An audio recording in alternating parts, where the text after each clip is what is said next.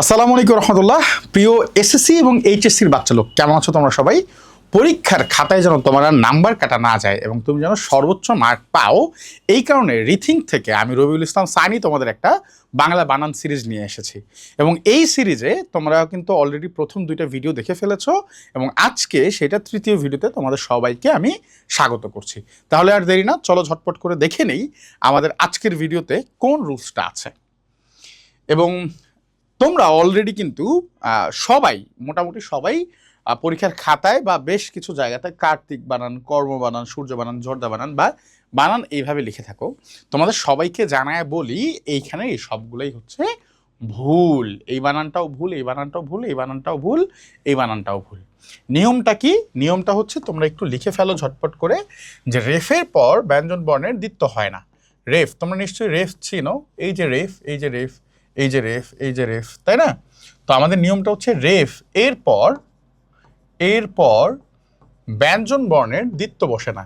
ব্যঞ্জন বর্ণের দ্বিত্ব বসবে না। দ্বিত্ব মানে দুইবার। দ্বিত্ব মানে কি? দুইবার বসবে না। রেফের পর ব্যঞ্জন বর্ণ দুইবার বসবে না। দ্বিত্ব মানে দুইবার, হ্যাঁ, দুইবার দ্বিত্ব বসবে না। এইটা হচ্ছে আমাদের রুলস। তাহলে স্যার একটু বুঝায় বলেন, খেয়াল করে দেখো। বুঝায় রুলসটা হচ্ছে এখানে দেখো কার্তিক, এই যে রেফ আছে, রেফের পর তুমি দুইটা ত দিছ, সেটা হবে না, হবে একটা। কার্তিক এভাবে বানানটা হবে, হ্যাঁ। ঠিক তেমনি কর্ম, এই যে রেফ আছে, রেফের পর দুইটা ম, এটা হবে না, এটা ভুল, এটা একটা হবে। কর্ম বানানটা এইভাবে সঠিক। শুধু তাই না, তুমি, আমি শিওর ছোটবেলায় তুমি সূর্য বানানটা এইভাবে লিখতা, তো বলছে এটা ভুল। এই যে রেফের পর দুইটা জ, এই যে একটা জ, এটা একটা জ বসতে পারবে না, একটা বসবে, এইভাবে বসবে সূর্য। শুধু তাই না, জর্দা বানান আমি শিওর দোকানে তুমি যদি তোমার আব্বু আম্মু অথবা দাদা নানি, দাদা দাদি, নানা নানির জন্য জর্দা কিনো, তাহলে দেখবে এইভাবে লেখা আছে, এই রেফের পর এরকম দুইটা দ, এটা আসলে ভুল, এটা আসলে বসবে না। জর্দা বানানটা সঠিক নিয়ম হচ্ছে এইভাবে বসবে। ঠিক আছে, আমাদের অভিধান অনুযায়ী এগুলাই হচ্ছে সঠিক বানান, এগুলা ভুল বানান। তারপর অর্জন বানান, অনেক জায়গাতে দেখবা অর্জন বানানটা এইভাবে দেয়া আছে, অর্জন বা অর্জুন বানান এইভাবে দেয়া আছে, সেটাও হচ্ছে ভুল। আমাদের সঠিক বানানটা হচ্ছে অর্জন। সঠিক বানানটা কি? অর্জন। এইভাবে একটা বসবে, বুঝছো?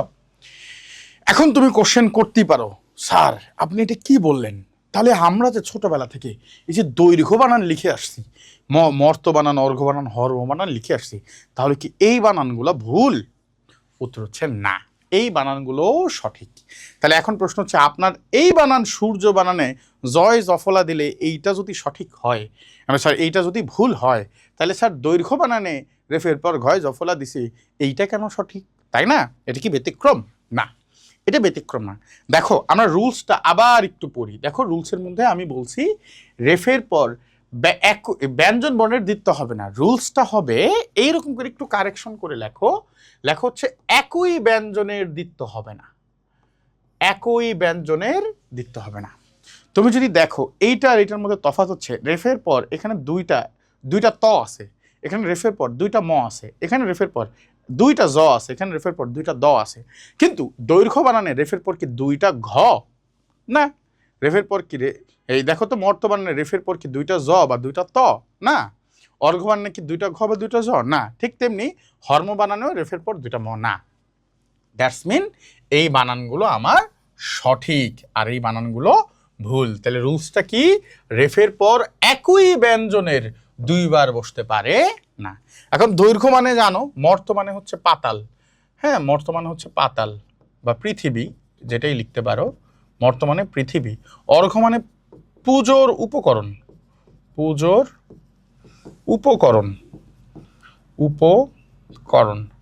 হর্ম মানে হচ্ছে অট্টালিকা, অট্টালিকা। ঠিক আছে, পুজোর উপকরণ। ওকে, সো এই ছিল হচ্ছে আমাদের এই বানানটা। আশা করতেছি তোমার এই রুলসটা খুবই ভালো লাগছে এবং হচ্ছে এইরকম তুমি যদি আরো মজার মজার বানান শিখতে চাও, পড়তে চাও, তাহলে রিথিঙ্কের সাথে থাকতে হবে, রবিউল ইসলাম সানি ভাইয়ের সাথে থাকতে হবে। আজকে এই পর্যন্তই। ভালো থাকো, সুস্থ থাকো, রিথিঙ্কের সাথেই থাকো। আসসালামু আলাইকুম।